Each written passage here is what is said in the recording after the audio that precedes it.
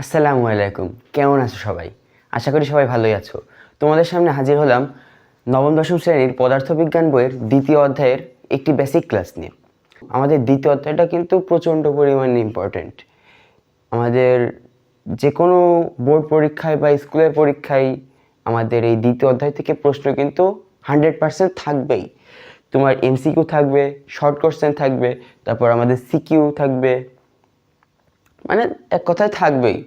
তো আমরা গতি অধ্যায়ের তো অনেকেই বলতে পারো যে আমরা কেন বেসিক থেকে শুরু করব।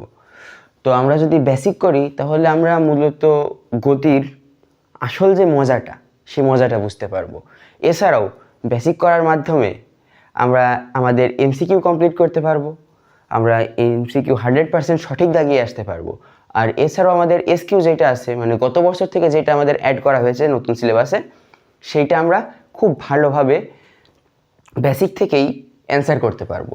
তো তোমরা সবাই জানো যে আমাদের এমসিকিউ এর পরে আছে 25 মার্ক। 25 মার্ক থেকে আমাদের কমপক্ষে 5টা এমসিকিউ এই গতি অধ্যায় থেকে আসবেই, যদি গতি অধ্যায়টা থাকে। আর 5টা না থাকলেও যদি স্যারদের ইচ্ছা, স্যাররা দিল তো দিল, কিন্তু আমরা ধরে রাখতে পারি যে 5টা আসবেই। কিন্তু এই অধ্যায়টা, কারণ এই অধ্যায়টা খুবই গুরুত্বপূর্ণ। আর যদি এসকিউ এর চিন্তা করি, মানে শর্ট কোশ্চেন, তো এসকিউ কিন্তু কোথা থেকে আসবে আমরা জানি না, কিন্তু গতি অধ্যায় থেকে আসার প্রচুর সম্ভাবনা আছে। কারণ গতি বিষয়ে আমাদের আলোচনা হিউজ পরিমাণে আমাদের আলোচনা। তো আমরা আস্তে আস্তে শুরু করব। এরপরেও আমার বেশ কয়েকটা বেসিক ক্লাস আসতে পারে, তারপরে আমার আসবে সিকিউ সলভিং ক্লাস। কারণ এই ক্লাসটা করার মাধ্যমে আমাদের এমসিকিউ আর এসকিউ কমপ্লিট হয়ে যাবে। এক ক্লাসে হবে না, আমার বেসিক ক্লাস আরও 2-1টি আসবে, সেই সবের মাধ্যমে হয়ে যাবে। তো আমি একটু সংক্ষেপে আলোচনা করব, তোমরা বিস্তারিত জানবা, বইটা হালকা রিডিং করে নিবা। তোমরা বইটা হালকা রিডিং করে ফেলবা, তাহলে তোমরা যে কোনো প্রকার এমসিকিউ সিকিউ সহজে করতে পারবা। তারপরেও আজকের ক্লাসটি করার মাধ্যমে আমি যেইটুকু করাবো সেইটুকুতে তুমি সম্পূর্ণ মাস্টার হয়ে যাবা। যেটা এক কথায় বলতে গেলে তুমি সম্পূর্ণ আজকের ক্লাসটি করার পরে এই অংশটুকুতে মাস্টার হয়ে যাবা, তুমি অন্য কাউকে শেখাতে পারবা। তো আমি শুরু করছি। প্রথমে আমাদের টপিক হচ্ছে স্থিতি এবং গতি। আমরা অধ্যায়ের একেবারে শুরু থেকে শুরু করছি। তো কত দূর যাবো তা জানি না, কিন্তু ভিডিও আমি খুব বেশি বড় করব না। প্রথম হচ্ছে স্থিতি। তো আমরা স্থিতি লিখে নিই। স্থিতি এবং গতি, স্থিতি এবং গতি কিন্তু আমাদের সম্পূর্ণ বিপরীত। স্থিতি এবং গতি আমাদের সম্পূর্ণ বিপরীত, কিন্তু এটা আমাদের একসাথে আলোচনা করা আছে। এখানে আমাদের প্রায় 2 পৃষ্ঠা ধরে আমাদের স্থিতি এবং গতি নিয়ে আলোচনা করা আছে। আমরা তখন আলোচনা করব না, আমি সুন্দরভাবে আলোচনা করে দিচ্ছি, তোমরা শুধু পড়ে নেবা, পড়লে বাকিটুকু তোমাদের কাছে 100% ক্লিয়ার হয়ে যাবে। ব্যাস, তো শুরু করছি। এবার আমাদের তারপরে কি লিখবো? গতি।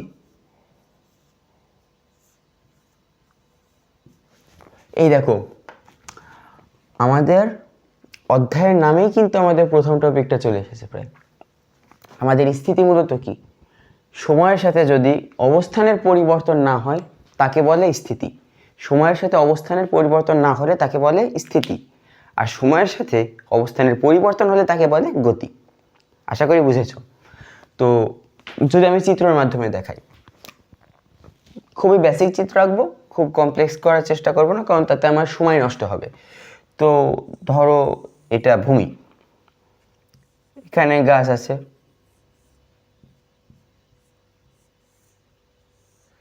আছে তো গাছ। তো গাছের নিচে কেউ একজন আছে। কমপ্লেক্স করছি না, কিন্তু আমি সহজে করছি। চাইলে কিন্তু মেলা ভালো করে চিত্র আঁকা সম্ভব, কিন্তু সেটা সময় নষ্ট করবে। তো গাছের নিচে একজন আছে, সে 10 সেকেন্ড সময় নিল। 10 সেকেন্ড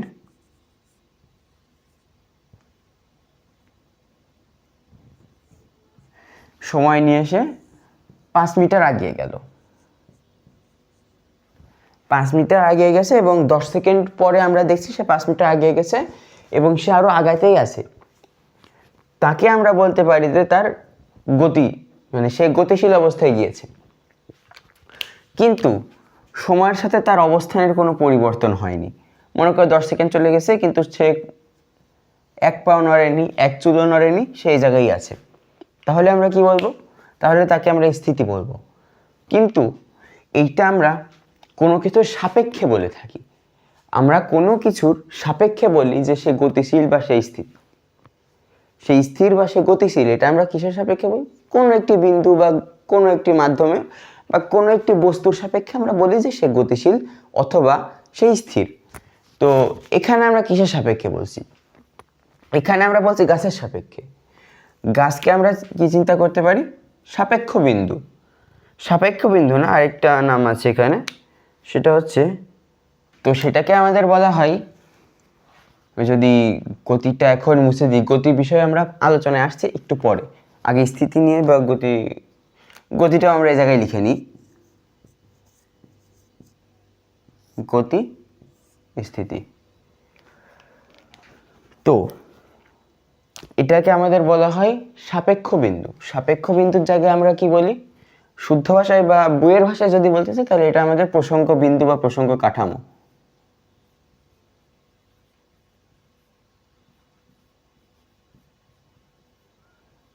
বিন্দু বা কাঠামো।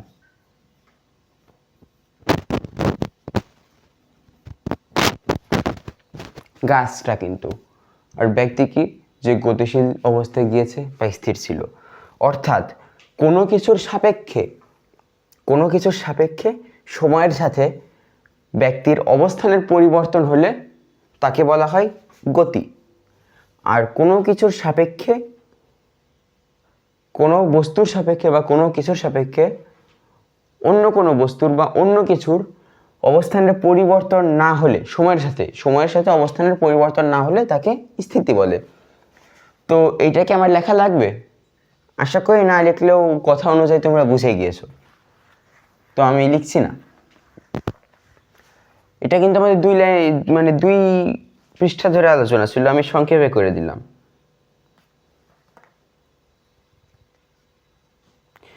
আশা করি স্থিতি এবং গতি নিয়ে আমাদের কনসেপ্ট ক্লিয়ার। আমি আর এদিকে যাচ্ছি না। আলোচনা করতে থাকলে আমার সারাদিন এটা নিয়ে আলোচনা করা সম্ভব, কিন্তু আমি আলোচনা করব না। তোমরা বই যদি একবার রিডিং করে নাও তাহলে তোমাদের এত ভালো প্রিপারেশন হবে, আমি যা বুঝাই দিছি আর লাগবে না কিছু। এরপরে আমাদের কি? বিভিন্ন প্রকার গতি।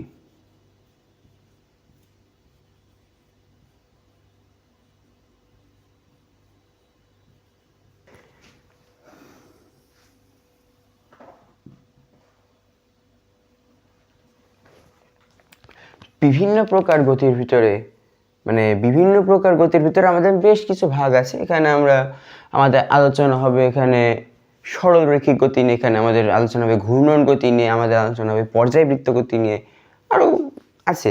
কিন্তু এই গতিগুলো আমরা কেন আলোচনা করি? আমাদের গতির কিন্তু বিভিন্ন রূপ আছে, সেই রূপগুলোকে আমাদের বিভিন্ন প্রকার গতি বলা হচ্ছে। গতির বিভিন্ন রূপ বলতে কোনোটি ঘুরছে, কোনোটি সরলরেখা বরাবর চলছে, কোনোটি এই রাস্তা দিয়ে যাচ্ছে আবার একই রাস্তায় আসছে, আবার যাচ্ছে আবার আসছে।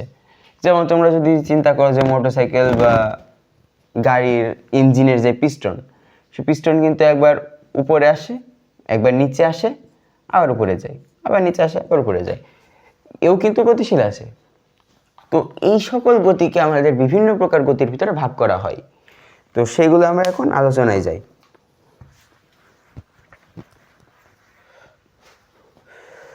তো প্রথমে আমাদের কি আছে? সরল রৈখিক গতি। সরল রৈখিক গতিটা হচ্ছে সবচেয়ে সহজ গতি। যত প্রকার গতি আছে তার ভিতরে যদি তুমি শুনতে চাও যে সহজ গতি কোনটি, মানে সহজে আমরা কোনটা পাই বা গতির ভিতরে সবচেয়ে সহজ উদাহরণ আমরা কিসের ভিতরে পাই, সেটার ক্ষেত্রে আমরা বলতে পারি যে সেটা হচ্ছে সরল রৈখিক গতি। সরল রৈখিক কি? এই গতিটা কি? কোনো বস্তু যদি সরল রেখা বরাবর চলতে থাকে তাহলে তাকে সরলরৈখিক গতি বলে। খুব ইজি। জাস্ট থিঙ্ক যে এখানে মেঝে আছে বা রাস্তার এখানে একটা বাক্স আছে, বাক্সকে সরল পথে ধাক্কা দিয়ে নিয়ে যাওয়া হচ্ছে। তো সরল পথে ধাক্কা দিয়ে যে নিয়ে যাওয়া হচ্ছে, এটা হচ্ছে সরলরৈখিক গতির উদাহরণ। বাক্সটি সরল পথে চলছে, সরলরৈখিক গতি।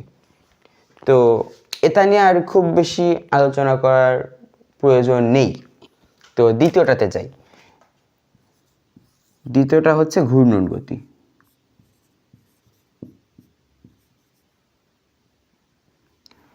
এটা সরলরৈখিক লিখেছি আমি, এটা শুধু ঘূর্ণনই লিখলাম। ঘূর্ণন গতিটা কি? ঘূর্ণন গতি কিন্তু একটু কমপ্লেক্স আছে, অনেকেই বোঝে না। তুমি একটু মনোযোগ দিয়ে বোঝার চেষ্টা করো। কোনো বস্তুকে কেন্দ্র করে, মনে করো এটা একটি বস্তু, কোনো বস্তুকে কেন্দ্র করে অপর একটি বস্তু সম দূরত্ব বজায় রেখে, এই যে দূরত্বটা হবে এটা সমান দূরত্ব হবে, সমান দূরত্ব বজায় রেখে বৃত্তাকার পথে যদি ঘুরতে থাকে তাহলে তাকে ঘূর্ণন গতি বলে। আশা করি বুঝেছো। কোনো একটি বস্তু অপর একটি বস্তুকে কেন্দ্র করে সম দূরত্ব বজায় রেখে বৃত্তাকার পথে যদি ঘুরতে থাকে তাহলে তাকে ঘূর্ণন গতি বলে। তো আশা করি ঘূর্ণন গতির উদাহরণ তোমরা পারবা, তারপরেও আমি দিই। তো যেটা বললাম যে ঘুরতে থাকছে, এটা একটি ঘূর্ণন গতি। তো আমার মাথার উপরে সিলিং ফ্যান আছে, সেই ফ্যানটা কি, ফ্যানে পাখা যখন ঘোরে সেটা একটি ঘূর্ণন গতি। ফ্যানের পাখা মনে করে যে এর একটি ফ্যানের পাখা, এটি তো ঘুরবেই, এটি তো ঘুরবে। তো ফ্যানের পাখাটা আমি এইভাবে না এঁকে এইভাবে আঁকি। এই যদি ফ্যানের পাখা হয়, নির্দিষ্ট একটি বস্তুকে বা নির্দিষ্ট একটি বিন্দুকে কেন্দ্র করে ঘুরবে। তো নির্দিষ্ট একটি বিন্দু ধরলাম, এটা যদি নির্দিষ্ট বিন্দু হয়, অপর কোনো বিন্দু বা অপর কোনো বস্তুর জায়গায় আমি এখানে একটি বিন্দু ধরে নিলাম। পাখার দূরত্ব কি কোন সময় কম বেশি হবে? অবশ্যই হবে না। তো পাখা আমাদের ঘুরবে, ঘুরে আবার আগের জায়গায় আসবে, আবার ঘুরবে, ঘুরতেই থাকবে এভাবে। তাহলে ফ্যানের গতিটাকে আমরা ঘূর্ণন গতি বলতে পারি। এখানে যদি চিত্র দিয়ে দিই তাহলে মনে করো ফ্যানের পাখা, এটি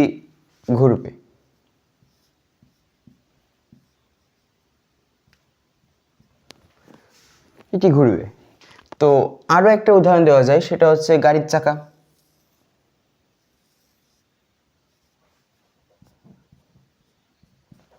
গাড়ির চাকা কি? গাড়ির চাকাও তো ঘোরে। গাড়ির চাকা ঘোরে না? গাড়ির চাকা যদি না ঘোরে তাহলে গাড়ি কিভাবে আগায়? তো গাড়ির চাকাও একটা ঘূর্ণন গতি, কারণ এটা কেন্দ্র থেকে যখন আমি হিসেব করব, কেন্দ্র থেকে টায়ারের যদি আমি এই বিন্দুটা হিসেব করি, এই বিন্দু কি কখনো কম বেশি হয়? তোমরা বলতে পারো যে গাড়ি যখন চাপ দেবে বা গাড়ির ওজন বৃদ্ধি পাবে বা বাতাস কম থাকবে তখন টায়ারটা চেপে যেতেই পারে, কিন্তু আমি ধরে নিলাম যে চেপে যাবে না, আমি ধরে নিলাম, তাহলে এই দূরত্বটা পরিবর্তন হবে না। তাহলে এটাও একটি ঘূর্ণন গতি। তো ঘূর্ণন গতির উদাহরণ এখানে গেল, সরলরৈখিক গতি, ঘূর্ণন গতি শেষ আমাদের। এরপর টপিক হচ্ছে আমাদের চলন গতি। চলন গতিটা একটা ইন্টারেস্টিং জিনিস।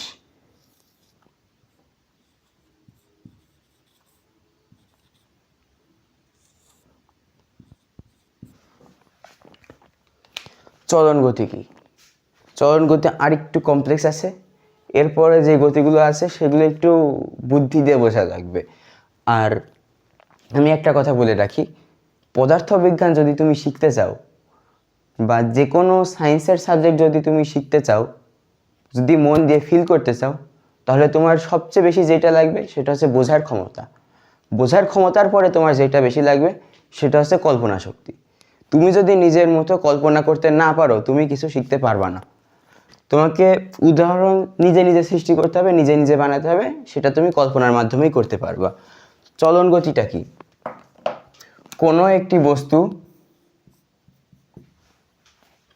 বস্তু যদি নির্দিষ্ট সময়ে নির্দিষ্ট দিকে সকল বিন্দুর, কোনো একটি বস্তুর সকল বিন্দুর নির্দিষ্ট সময়ে নির্দিষ্ট দিকে সমদূরত্ব অতিক্রম হয় তাহলে তাকে চলন গতি বলে। বুঝেছ? কোনো একটি বস্তু থাকবে, সেই বস্তুটির সকল কণা একই সময়ে একই দিকে যাবে, একই সময়ে একই দিকে সমান দূরত্ব অতিক্রম করবে। ধরলাম এটা একটি বাক্স, ধরলাম এখানে একটি কণা আছে, এখানে একটি কণা আছে, এখানেও একটি কণা আছে। এখন বাক্সটা যদি এই দিকে যায়, বাক্সটা মনে করলাম এই পর্যন্ত আসলো এখান থেকে,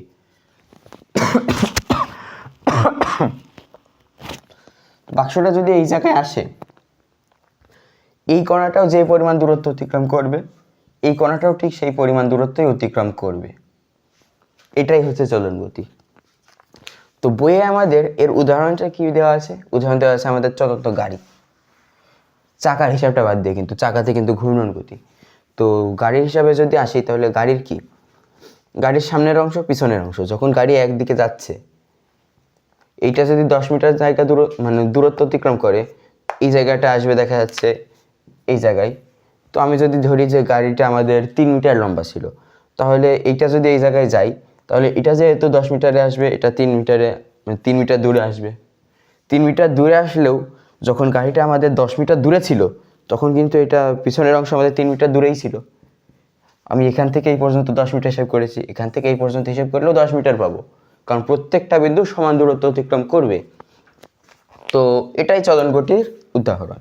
তো চলন গতির উদাহরণ আরও একটা দেওয়া যায়, যে আমরা সরলরৈখিক গতির ক্ষেত্রে যেটা দিয়েছি, বাক্স। বাক্স যখন ধাক্কা দিচ্ছি, বাক্সর এই বিন্দুটা যত দূর যাচ্ছে, ঠিক ততটাই দূরত্ব এই বিন্দুটাও পার করছে। তো সরলরৈখিক গতি যেমন আমাদের সরলরেখা বরাবর হয়, চলন গতির উদাহরণ আমরা সরলরেখা বরাবর ভালো পাই, কিন্তু তারপরেও চলন গতির উদাহরণ আমাদের বক্ররেখাতেও পাওয়া যায়, বক্ররেখাতেও হয়, মানে বক্রপথে আর কি, বক্ররেখা তো না, যাই হোক। তো এর উদাহরণের চিত্র যদি দিতে যাই, তাহলে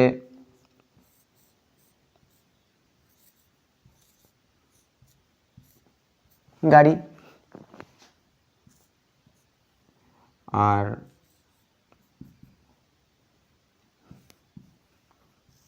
বাক্স, এই চলন গতি হয়ে গেল। তো আমাদের 3টা কিন্তু হয়েই গিয়েছে, সরলরৈখিক গতি, ঘূর্ণন গতি, চলন গতি। আশা করি বুঝেছো। তো এরপরে আমাদের টপিক হচ্ছে পর্যায়বৃত্ত গতি। এটা আরও একটু কমপ্লেক্স। তো আমি যদি এই পাশে একটি দাগ দিয়ে নিই, আশা করি বোঝা যাবে।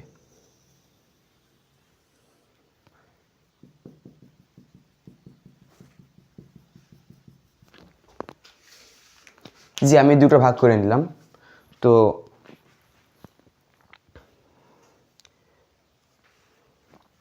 একটি নির্দিষ্ট সময় পর পর যদি কোনো গতির পুনরাবৃত্তি ঘটে, একটি নির্দিষ্ট সময় পর পর যদি কোনো গতির পুনরাবৃত্তি ঘটে, তাহলে সেটাকে বলা হয় পর্যায়বৃত্ত গতি। পুনরাবৃত্তি বলতে কি বোঝাও? মানে একই জিনিস বারবার ঘটছে। যেমন ঘূর্ণন গতির ক্ষেত্রে বলি, যদি আমাদের গাড়িটি সমবেগে চলতে থাকে, মানে বেগের কোনো পরিবর্তন না হয়ে যদি গাড়িটি চলতে থাকে, তাহলে চাকা কি এই বিন্দুটা নির্দিষ্ট সময় পর পরই এই জায়গায় আসবে ফিরে। এইটাকে আমরা তাহলে কি বলতে পারি? পর্যায়বৃত্ত গতি। মানে পর্যায়ের পর, নির্দিষ্ট পর্যায়ের পর বা নির্দিষ্ট সময়ের পর আবার পুনরাবৃত্ত ঘটে যে গতির, সেটাই পর্যায়বৃত্ত গতি। এই ক্ষেত্রে আমরা উদাহরণ হিসেবে দিতে পারি, মনে করো একটি ঘড়ি, এটা ঘন্টার কাঁটা, এটা মিনিটের কাঁটা। তো নির্দিষ্ট সময় পর পর আমাদের ঘন্টার কাঁটাটা আবার এই 12টার ঘরে চলে আসে। 12 নম্বর কাঁটাতে আমাদের ঘন্টার কাঁটা নির্দিষ্ট পর পর একই দিক থেকে ঘোরে। যখন আমাদের একবার 12টা বাজে, 12টা বাজার পরে আবার কিন্তু সেই এদিক থেকে ঘোরা শুরু করে আমাদের কাঁটাটা, নির্দিষ্ট সময়ে নির্দিষ্ট দূরত্ব পার করে, আবার এই পর্যন্ত আসে, আবার এখান থেকেই চলতে থাকে।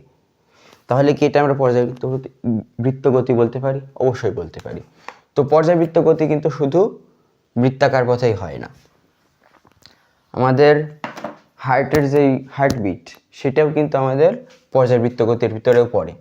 কারণ আমি যদি একটা হার্ট আঁকি, তোমরা মনে করো যে কি আঁকছি, তো আমাদের হার্ট কিছুটা এই জাতীয় দেখতে, আমাদের যে হার্টের 4টা ভাগ থাকে, কিন্তু ওইটা আমাদের বায়োলজির বিষয়, ওই দিকে যাচ্ছি না। যাই হোক, হার্ট আমাদের সংকোচন হয়, প্রসারণ হয়, আবার সংকোচন হয়, আবার প্রসারণ হয়, এভাবে আমাদের রক্ত যাওয়া আসা করতে থাকে। তো যদি সংকোচন হয় তাহলে এইখানকার বিন্দুটা, যদি সংকোচন হয় তাহলে এইখানের বিন্দুটা এই জায়গায় আসবে, প্রসারণ হলে এই বিন্দুটাই এই জায়গায় চলে যাবে। তাহলে সংকোচন প্রসারণের ফলে আমাদের এই একটা বিন্দুর একবার এখানে, একবার ওখানে, একবার এখানে, একবার ওখানে যাচ্ছে। তোমরা কি খেয়াল করছো, যদি আমাদের নির্দিষ্ট বিন্দু এটা ধরি, যদি নির্দিষ্ট বিন্দু এটা ধরি, তাহলে এই দিক থেকে নির্দিষ্ট সময় পর পর বারবার অতিক্রম করছে ওই বিন্দুটা, আবার ওই দিক থেকেও নির্দিষ্ট সময় পর পর ওই বিন্দুটাকে অতিক্রম করছে হার্ট। তাহলে এটা পর্যায়বৃত্ত গতির উদাহরণ। তো এইটাও যদি আমরা চিত্রের মাধ্যমে লিখে রাখি তাহলে কি আসে? 4 পর্যায়বৃত্ত গতি।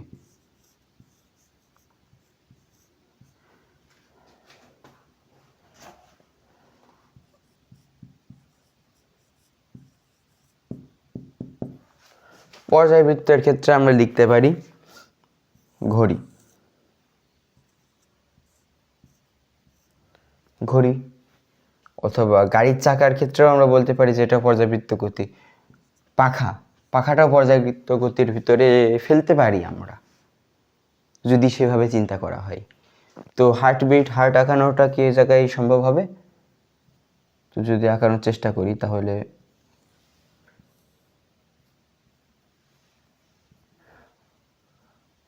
হৃদস্পন্দন,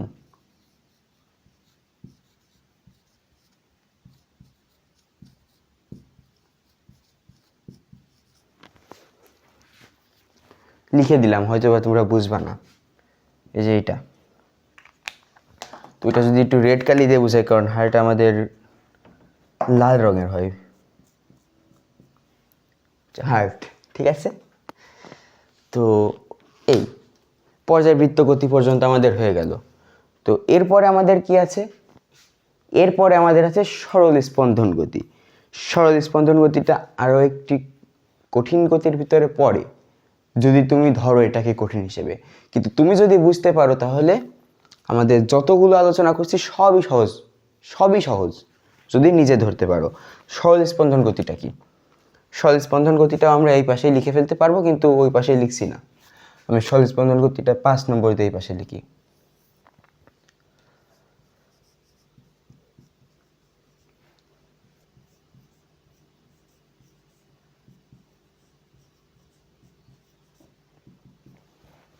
সরল স্পন্দনটা কি?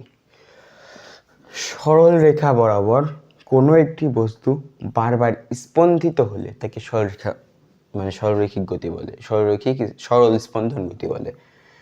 তো এটা একটা বিশেষ ধরনের পর্যায়বৃত্ত গতির ভিতরে পড়ে। তো এটা একটি নির্দিষ্ট সময় পর পর একই দিক থেকে এবং বিপরীত দিক থেকে একটি বিন্দুকে বারবার অতিক্রম করে। তো এটা যদি উদাহরণ দিতে চাই তাহলে আসে আমাদের স্প্রিং, তো সবাই চেনো স্প্রিং। তো খেলনা গাড়ি বা যে কোনো কিছুতে আমরা স্প্রিং দেখে থাকি। তো স্প্রিং, ধরো এই কোনো একটি তলে স্প্রিং লাগানো আছে। তো আমরা যদি স্প্রিংয়ের সাথে একটি ভর দিই তাহলে কি হবে? মনে করো কোনো একটি ওজন ঝুলিয়ে দিলাম আমরা নিচে, ওজন, ওজন ঝুলিয়ে দিলে কি হবে? স্প্রিংটা আমাদের দুলতে থাকবে। স্প্রিং যদি আমাদের দুলতে থাকে তাহলে কি হবে? যদি আমরা এখানে একটু সরলরেখা চিন্তা করি, তো স্প্রিংটা একবার নিচে আসবে, একবার আবার একটু উপরে উঠে যাবে, আবার একটু নিচে আসবে, আবার উপরে উঠে যাবে। তো এটা কি আমাদের সরলরেখা বরাবর হচ্ছে? স্প্রিংটা বারবার স্পন্দিত হচ্ছে। তো এটা একটি সরল স্পন্দন গতি। তোমরা যদি চাও এইভাবে চিত্রের মাধ্যমে মনে রাখতে পারো, কিন্তু তোমরা যদি একবার বুঝে যাও তাহলে আর চিত্রের মাধ্যমে মনে রাখা লাগবে না, তুমি নিজেই বানিয়ে লিখতে পারবা। তো এই হচ্ছে আমার এখন পর্যন্ত বিভিন্ন প্রকার গতি নিয়ে আলোচনা। এরপরে আমাদের স্কেলার এবং ভেক্টর রাশি নিয়ে আলোচনা আছে, সেটা আমি এখন করব। তো আমি একটু সরে যাচ্ছি, তোমরা স্ক্রিনশট নিয়ে নিতে পারো। আশা করি স্ক্রিনশট নেওয়া হয়ে গেছে। তো মুছে দিলাম। এরপরে আমাদের রাশি নিয়ে আলোচনা আছে। রাশিটা কি? স্কেলার রাশি ও ভেক্টর রাশি।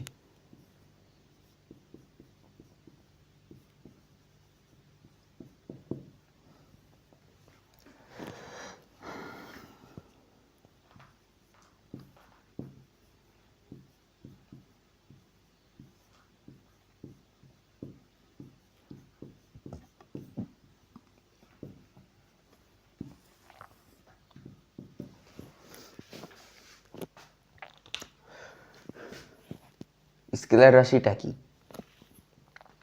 ভেক্টর রাশির দিকে পরে আসছি। ভেক্টর রাশিটা একটু কঠিন হিসেবে ধরো তোমরা। আমি জানি না এটা কঠিন কেন ধরো, কিন্তু কঠিন হিসেবে অনেকেই ধরে। তোমরা আশা করি ভালো ছাত্রছাত্রী, তোমরা ধরবা না। যাই হোক, বুঝিয়ে দিচ্ছি, বুঝে নাও। স্কেলার রাশিটা কি? স্কেলার রাশি হচ্ছে যেই রাশি নির্ণয়ের ক্ষেত্রে আমাদের শুধুমাত্র মানের প্রয়োজন হয়। যে রাশি নির্ণয়ে আমাদের শুধুমাত্র মানের প্রয়োজন হয় সেটা হচ্ছে আমাদের স্কেলার রাশি। তো এখানে যদি লিখি তাহলে শুধু মান প্রয়োজন হয়।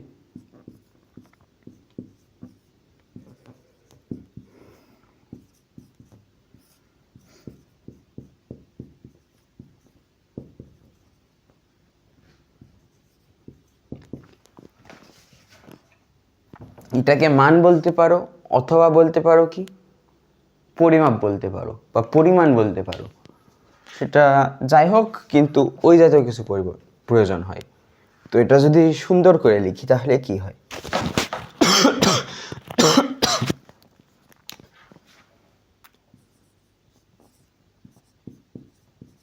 শুধুমাত্র মানের প্রয়োজন হয় যে রাশিতে, সেটা হচ্ছে আমাদের স্কেলার রাশি। শুধু মান, পরিমাণ,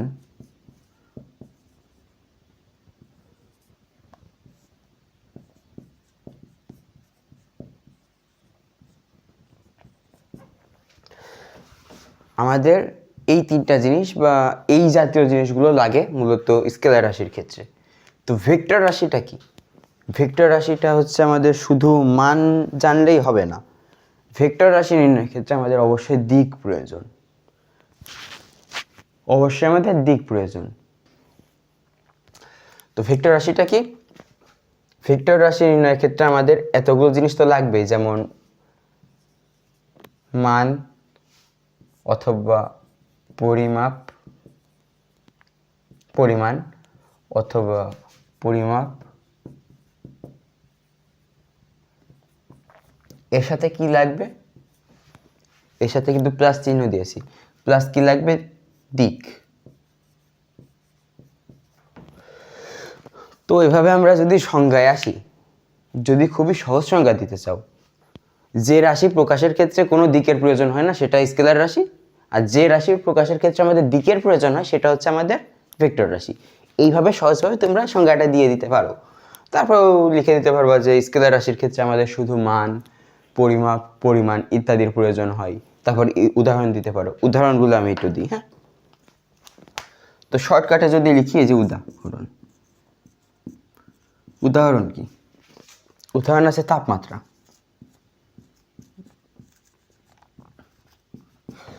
তাপমাত্রার কোনো দিক থাকে না। তাপমাত্রা নির্দিষ্ট অঞ্চলের হয়, কিন্তু নির্দিষ্ট দিকের তাপমাত্রা কিন্তু হয় না। তারপরে ওজন, আই থিঙ্ক ওজন হবে না, ওজন না, এটা ভর হবে, ভর।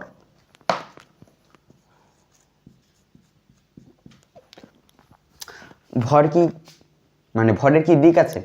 আমি যদি দাঁড়াই, তুমি কি বলতে পারবা যে আমার ভর ডান দিকে এত কেজি, বাম দিকে কত কেজি? অবশ্যই বলতে পারবা না। অর্থাৎ ভরেরও কোনো দিক নেই। তাহলে ভরও আমাদের স্কেলার রাশির ভিতরে পড়ে। তো আরও একটি জিনিস হচ্ছে সময়। সময়ের ক্ষেত্রে আমরা শুধু মান জানি, যেমন এত সেকেন্ড, এত মিনিট বা এত ঘন্টা, কিন্তু সময়ের কোনো দিক নেই। সময় সময়ের মতো চলতেই থাকে। তো এই তিনটা। এছাড়াও আরও অনেক উদাহরণ দেওয়া যায়, কিন্তু এই তিনটা উদাহরণ সহজ আছে, সহজে মাথায় রাখা যায়। তোমরা এই তিনটা দিতে পারবা পরীক্ষায়, ব্যাস হয়ে গেল। তো ভেক্টর রাশি, ভেক্টর রাশির ক্ষেত্রে কি মান, পরিমাপ অথবা পরিমাপ, এই তিনটা যে কোনো একটি লাগবে। তার সাথে আমাদের নির্দিষ্ট দিক উল্লেখ করা থাকবে। যদি আমরা নির্দিষ্ট দিক উল্লেখ করতে চাই তাহলে ওজন।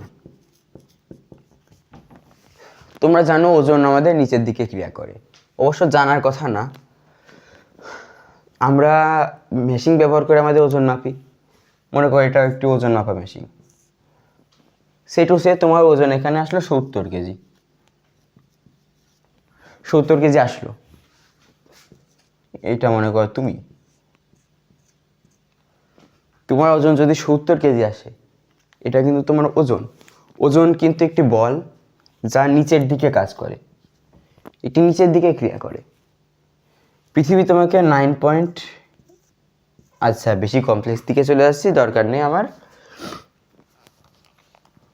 কিন্তু মনে রাখবা যে ভর আর ওজন আলাদা জিনিস, ঠিক আছে?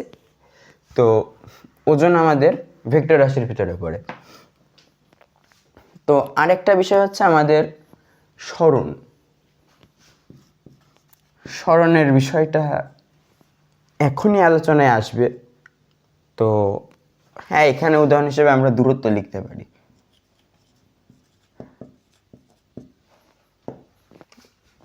সহজ, যেহেতু একদম দূরত্ব লেখা উচিত।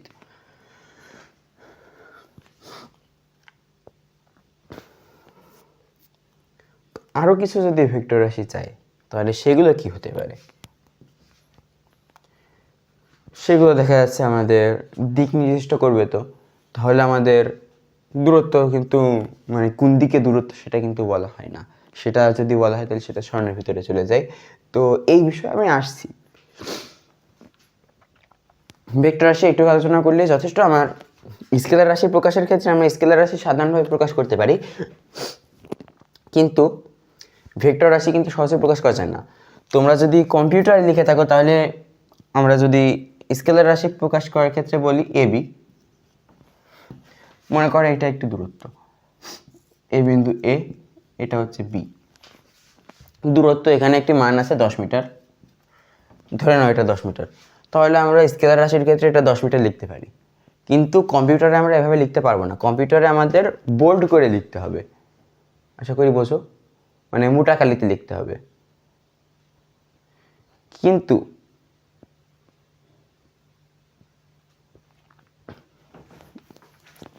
এভাবে মোটা কালিতে লিখা যাবে যখন আমরা ভেক্টর রাশি লিখবো, ঠিক আছে? তো বোল্ড করে লিখলে কিন্তু হবে না, শুধু আমাদের আগেই বলেছি দিক লাগবে। দিকের ক্ষেত্রে তখন কি আসবে? তখন আমাদের এভাবে যদি চিত্র দেখে, তাহলে এইভাবে তীর চিহ্ন দিয়ে দেখানো লাগে যে এর থেকে বির দিকে বা বির থেকে এ। তখন আমাদের যখন হাতে লিখি তখন এভাবে লিখতে হয়, এ বি, তার উপরে একটি তীর চিহ্ন যেটা এ থেকে বির দিকে যাচ্ছে, ঠিক আছে? এভাবে লেখা হয়। তো স্কেলার রাশি ভেক্টর রাশির আলোচনা 1 পৃষ্ঠা লম্বা ছিল, এটুকুই যথেষ্ট। বাকি তো তোমরা পড়েই নিবা আশা করি।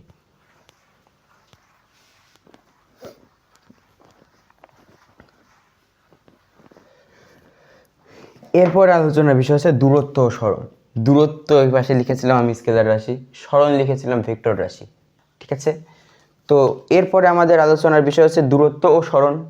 দূরত্ব ও সরণ, তারপরে আলোচনার বিষয়টা কি? তারপরে আমাদের আলোচনা আসবে দ্রুতি ও বেগ, তারপরে আলোচনা আসবে ত্বরণ। তো আমি যদি সব কয়টি রাশি একসাথে লিখে নিই তাহলে কি হবে? দূরত্ব, সরণ, তারপরে দ্রুতি, তারপরে বেগ, তারপরে ত্বরণ।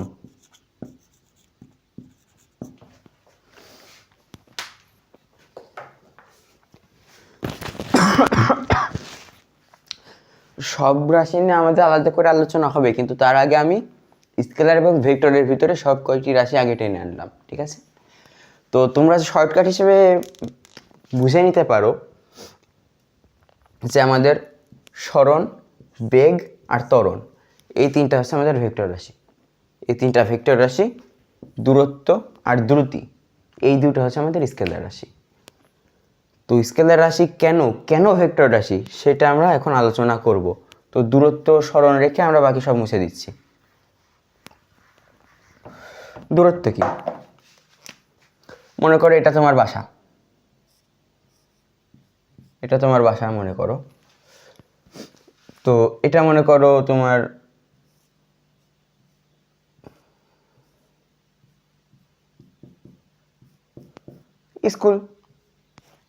স্কুলই ভেবে নাও। তোমার বাসা থেকে একটা রাস্তা আছে, যে রাস্তাটা বাজারে আসে। এখানে ধরো বাজার থেকে কিন্তু সোজা তোমার স্কুলে যায় না, বাজার থেকে তারপরে কি যায়, তারপর একটু ঘোরে, তারপরে এটা মনে করো বাস স্ট্যান্ড।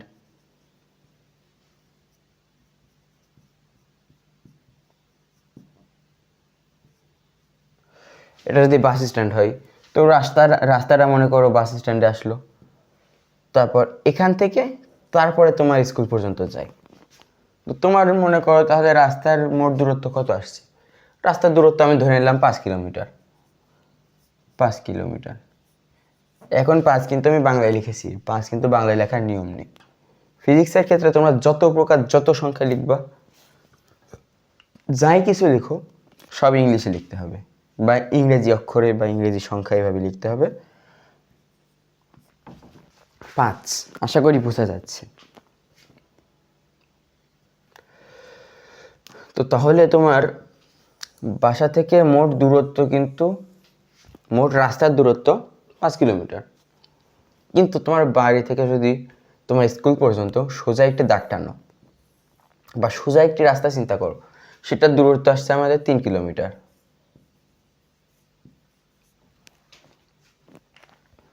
আমাদের রাস্তা কিন্তু পেঁচানো ছিল, এটাও কিন্তু আমাদের দূরত্ব, এটাও দূরত্ব, দুইটাই দূরত্ব। কিন্তু যেটা আমাদের সরলরৈখিক দূরত্বকে আমাদের বলা হয় সরণ। সরণ অর্থ কি? কোনো দুইটি স্থানের ভিতরে বা কোনো দুইটি বস্তুর ভিতরে সরলরৈখিক দূরত্বকে সরণ বলে। আর দূরত্ব কি?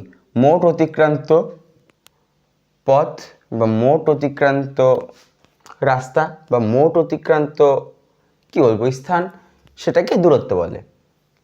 এই হচ্ছে সরণ এবং দূরত্বের আলোচনা। তো যেহেতু সরণ আলোচনার ক্ষেত্রে আমাদের বাড়ি থেকে স্কুলের দিকে সোজা বোঝানো হচ্ছে, বাড়ি থেকে স্কুলের দিকে সোজা বা সরল রেখা, এই দিক থেকে ওই দিকে এইভাবে বোঝানো হচ্ছে, তাহলে সরণ আমাদের ভেক্টর রাশি। আর দূরত্ব কি? দূরত্বের তো কোনো দিক নেই, দূরত্ব আমাদের শুধু মান আছে 5 কিলোমিটার আছে। তো সেই কারণে দূরত্ব এবং সরণ হচ্ছে আমাদের, এটা স্কেলার রাশি, এটা ভেক্টর রাশি। তো আশা করি বোঝা হয়ে গেছে দূরত্ব সরণ, আর লাগছে না এদিকে। ও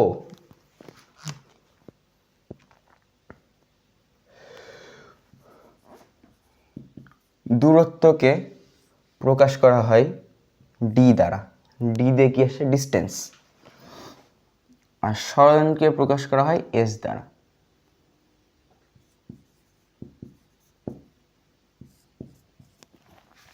সরণকেও ডি দ্বারা প্রকাশ করা যায় যদি আমাদের দূরত্বটা সরলরৈখিকই হয়। মনে করো তোমার বাড়ি থেকে স্কুল পর্যন্ত দূরত্বটা হচ্ছে সরল রাস্তা, মানে সোজা রাস্তা। তাহলে কি হচ্ছে? সোজা রাস্তা তোমার দূরত্ব যা আসছে সরণ তাই আসছে, দেখা যাচ্ছে দূরত্ব 5 কিলোমিটার, সরণও তোমার 5 কিলোমিটার। সেক্ষেত্রে সরণকেও ডি লেখা যেতে পারে, কিন্তু সেটা আমাদের লেখা উচিত না। তো এই দুইটা যদি আমি মাত্রা হিসেব করি, মাত্রা কি আসছে? দূরত্বের মাত্রাও এল, লেন্থ, সরণের মাত্রাও এল। তো মাত্রা আমাদের কিন্তু বড় বড় কমপ্লেক্স যে কোনো রাশির মাত্রা নির্ণয়ের ক্ষেত্রে এই মাত্রাগুলোই লাগবে। তো এরপরে আলোচনা আছে দ্রুতি ও বেগ।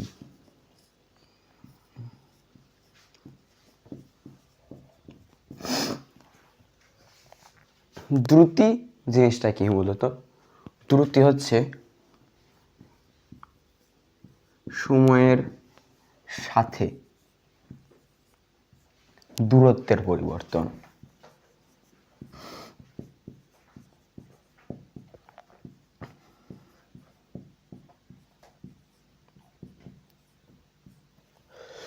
সময়ের সাথে দূরত্বের পরিবর্তনকে দ্রুতি বলে। আর বেগ কি? সময়ের সাথে সরণের পরিবর্তন। তো আমরা যদি দ্রুতি নির্ণয় করি, দ্রুতিকে এবং বেগকে দুইটাকেই প্রকাশ করা হয় ভি দ্বারা। দ্রুতি এবং বেগ দুটাকে ভি দ্বারা প্রকাশ করা হয়। তো ভি সমান দূরত্ব যদি নির্ণয় করি তাহলে সেটা আসছে d/t, কারণ আমি আগেই বলেছি দূরত্বকে ডি দ্বারা প্রকাশ করা হয়, d/t দূরত্ব ভাগ সময়। তাহলে কি হচ্ছে, সময়ের সাথে দূরত্ব পরিবর্তনের হার বা একক সময়ে অতিক্রান্ত দূরত্ব। আর যদি আমি বেগ নির্ণয় করি, বেগের ক্ষেত্রে কি আসছে, যদি আমি একটু এইভাবে না লিখে এইটা এখানে টানি, বেগের ক্ষেত্রেও ভি সমান s/t, টি দ্বারা সময়, এস দ্বারা সরণ, আর ভি দ্বারা তো হচ্ছে বেগ বোঝায়। তো এখান থেকে আমরা বেসিক দুইটা সূত্রে আসি, এই সূত্রগুলো আমাদের পরে ব্যবহার করতে হবে। এর থেকে আরও 2-3টা সূত্র আমরা বের করে নিতে পারি। যেমন এখানে আমরা তাহলে কি লিখতে পারি, যদি আমরা এই সূত্রটাই ধরি, ভি সমান d/t,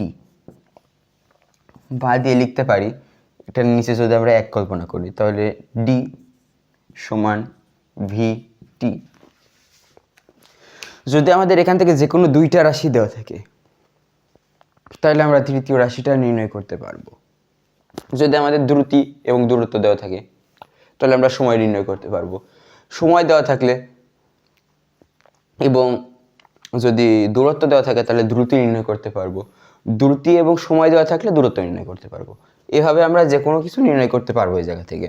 তো বেগটা কি বললাম, যে হচ্ছে সময়ের সাথে সরণের পরিবর্তন।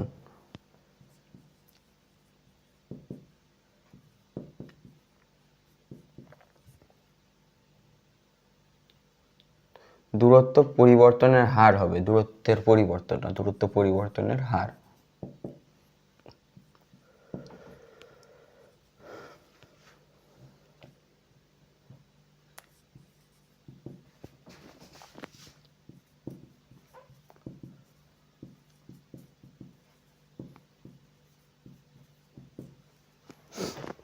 তোমরা চাইলে একটি স্ক্রিনশট নিয়ে রাখতে পারো, আর যদি নিজে নোট তৈরি করো তাহলে কিন্তু খুবই ভালো হয়। তো ইচ্ছা তোমার।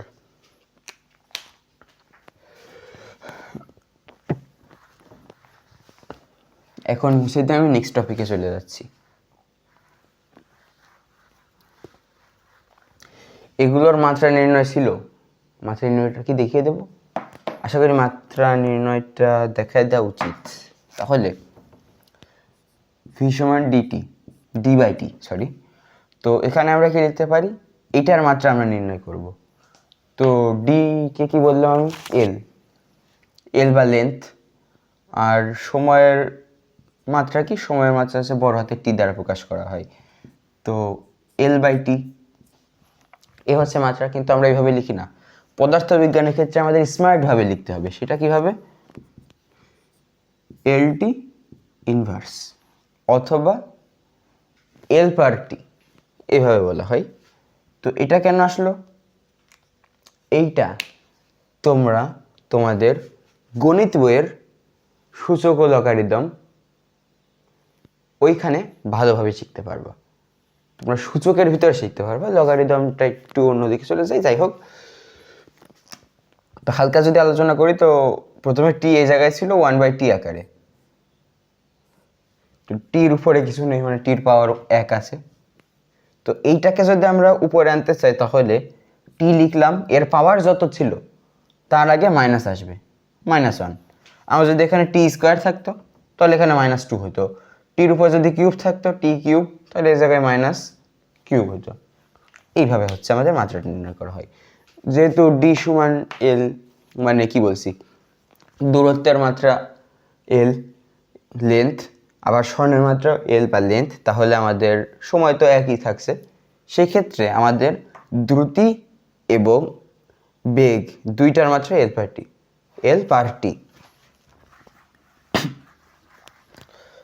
কি লেখা হয়, l/t এভাবে বলা হয় আর কি। যাই হোক, এরপরের আলোচনার বিষয় হচ্ছে ত্বরণ। তো ত্বরণ পর্যন্ত আলোচনার মাধ্যমে আমি আজকে আমার আলোচনাটা শেষ করব। তারপরে এখানে যেই পর্যন্ত আসলাম, এখানে আমাদের উদাহরণের বেশ কিছু অঙ্ক আছে। এই উদাহরণের অঙ্কগুলো আমরা এরপরে ক্লাসে সলভ করব। তারপরে আমরা সূত্র নিয়ে আলোচনা করব। সূত্র নিয়ে আলোচনা করার পরে আমাদের সিকিউ সলভিং ক্লাস আসবে। তারপরে তুমি সৃজনশীল কি জিনিস, সৃজনশীলে কিভাবে প্রশ্ন হয় সেটা ভালো করে জানতে পারবা। তো ত্বরণ,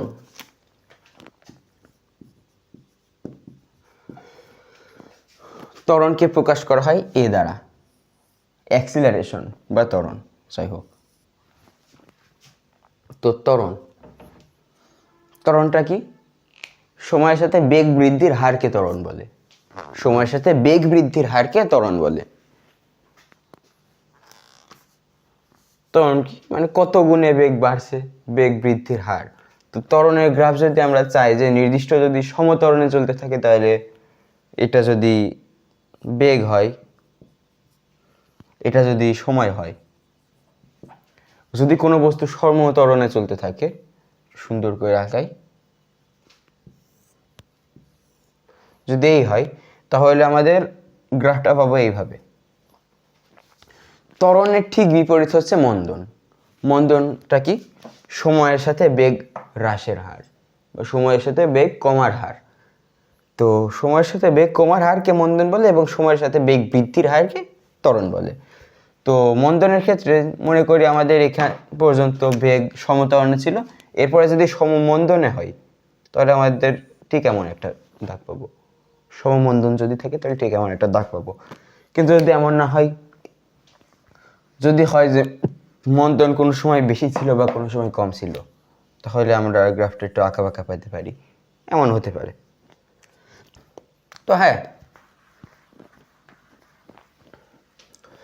তো ত্বরণের একটি সূত্র আছে, V minus U by T, V minus U by T.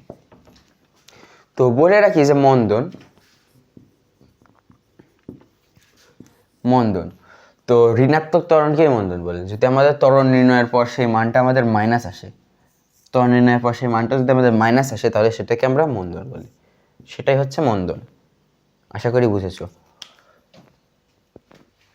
তো ভি মাইনাস ইউ বাই টি, এখানে ভি দ্বারা কি বোঝাই? আমি একটু রেড কালি ব্যবহার করি। ভি দ্বারা বোঝানো হয় শেষ বেগ,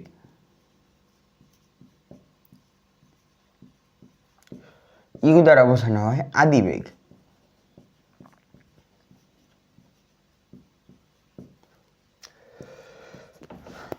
টি দ্বারা বোঝানো হয় সময়। এখন তোমাদের প্রশ্ন থাকতেই পারে, শেষ বেগ এবং আদি বেগ বলতে কি বোঝায়? শেষ বেগ এবং আদি বেগ বলতে কি বোঝায়? যদি আমি বলি কোনো এক ব্যক্তি কোন নির্দিষ্ট একটি বেগে হেঁটে যাচ্ছিল, বেগটা ধরি 5 কিলোমিটার পার সেকেন্ড, 5 কিলোমিটার না, মিটার পার সেকেন্ডই ধরি, মিটার পার সেকেন্ড বেগে সে সামনের দিকে আগাচ্ছে। পিছন থেকে একটা কুকুর আসলো, ধরো এটা একটা কুকুর, ঠিক আছে, এটা একটা কুকুর। পিছন থেকে কুকুর আসলো, সে কুকুর দেখে দৌড়ানো শুরু করলো, সে কুকুর দেখে দৌড়ানো শুরু করলো। সে দৌড়াতে দৌড়াতে এখানে 10 মিটার পার করলো। সে দৌড়াতে দৌড়াতে 10 মিটার পার করলো এবং সে এখনো দৌড়াতেই আছে, কিন্তু তার দৌড়ানোর বেগ সময়ের সাথে সাথে বৃদ্ধি পাচ্ছে। বৃদ্ধি পেতে পেতে মনে করো এই জায়গায় তার বেগ ছিল 20 মিটার পার সেকেন্ড। এই জায়গায় যদি তার বেগ 20 মিটার পার সেকেন্ড, তাহলে আদি বেগ কি? আগে যেই বেগ ছিল, আগে বেগ কত ছিল? আগে ছিল 5 মিটার পার সেকেন্ড। তো শেষ বেগ কি? আমরা সবার শেষে 10 মিনিট ধরে মনে করো দৌড়াতে আসে, 10 মিনিট বেশি হয়ে যায়, 5 মিনিট দৌড়াচ্ছে। জাস্ট চিন্তা করো 5 মিনিট দৌড়াচ্ছে, 5 মিনিট পর 5 মিনিটও বেশি হয়ে যায় আমাদের প্রথম হিসাবের ক্ষেত্রে। তো 5 মিনিটও ধরবো না, আমরা ধরে নিলাম 50 সেকেন্ড। 50 সেকেন্ড সে দৌড়াচ্ছে, দৌড়ানোর পরে দেখা গেল তার বেগ হয়েছে 20 মিটার পার সেকেন্ড। তো তাহলে আদি বেগ মানে কি? আমরা পূর্বে যেই বেগটা পেয়েছি, পূর্বে কত পেয়েছি? 5 মিটার পার সেকেন্ড। তো এখানে আদি বেগ ইউ সমান আমরা লিখব 5 মিটার পার সেকেন্ড। শেষ বেগ কত? 20 মিটার পার সেকেন্ড। তাহলে এই জায়গায় লেখা যায় 20 মিটার পার সেকেন্ড। সময় কত ছিল? 50 সেকেন্ড। 50 সেকেন্ড। এখন তার বেগ বৃদ্ধির হার কী ছিল সেটা আমরা নির্ণয় করতে পারবো। তো যদি করি তাহলে 15/50 আসছে, কারণ আমাদের 20 থেকে 5 গেলে 15 থাকে। এটা তোমরা একটু ক্যালকুলেশন করে দেখিয়ে দিবা। তোমরা যদি দেখো তাহলে আমাদের ত্বরণের মানটা আসবে কিছু একটা মিটার পার সেকেন্ড স্কোয়ার, অথবা এইটা জায়গায় তুমি লিখতে পারো মিটার ভাগ সেকেন্ড স্কোয়ার। কিন্তু আমি এইটা যেহেতু তুলে দিয়েছি তাই আমার এখানে একটু মাইনাস এসেছে, ঠিক আছে? তো এটা যদি আমি একটু ক্যালকুলেশন করি তাহলে আমার ক্যালকুলেটরটা কই?